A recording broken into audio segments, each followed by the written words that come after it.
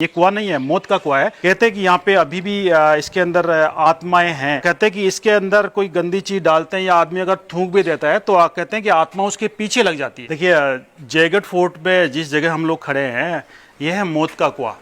हम कई किलों में जाते हैं, कई महलों में जाते हैं। हम ये राजा का महल है, ये रानी का महल है, ये उनके यहाँ पे खाना बनता था, किचन थी, और ये डाइनिंग हॉल है, ये चीज़ें देख लेते हैं।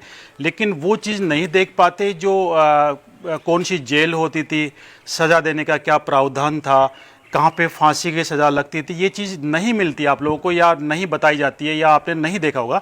लेकिन जयगढ़ में ये चीज़ के बारे में आपको बताता हूँ। ये मौत का कुआं है, ये कुएं के जैसा बना है और यहाँ पे फांसी की सज़ा देते थे, फांसी पे लटकाते थे, जिसको मौत का कुआं बोलते हैं।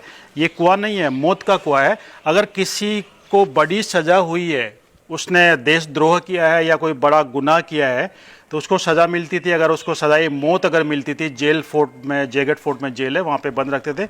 लेकिन अगर उसने बड़ा गुनाह किया है, उसको बड़ी सज़ा मिली है, अगर उसको फांसी पे लटकाना है तो यहाँ पे उनको फांसी पे लटकाया जाता था। जिसको फांसी लगनी होती थी उसके दोनों हाथ पैर बांध के यहाँ पे बीच बिठाते थे। ये पत्थर में जो होल बने मरगोल बोलते हैं, इसमें रस्से के दोनों छोर बांध के और बीच वाला हिस्से में फांसी का फंदा लगा के जिसको फांसी पे सज़ा मिलती थी, फांसी के लिए लटकाते थे, उसको यहाँ पे लटकाते थे।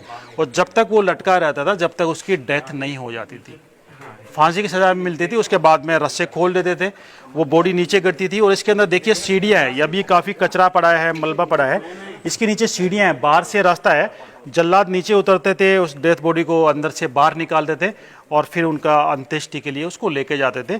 तो यहाँ पे सज़ा मिलती थी या सज़ाए मौत मिलती थी, यहाँ पे मौत होती थी जिस गुनाहगार होता था उसकी। इसलिए इस जगह को, इस कुएं को मौत का कुआं बोलते हैं। कहते हैं कि यहाँ पे अभी भी इसके अंदर आत्माएं हैं, हालांकि हमने कभी देखा नहीं, लेकिन कहते हैं इसके अंदर आत्माएं हैं। और अभी भी कई बार चीखने और चिल्लाने की आवाज़ें यहाँ पे आती है, लेकिन हमने कभी नहीं देखा है। तो हो सकता है यहाँ पे कोई आत्मा भी हो।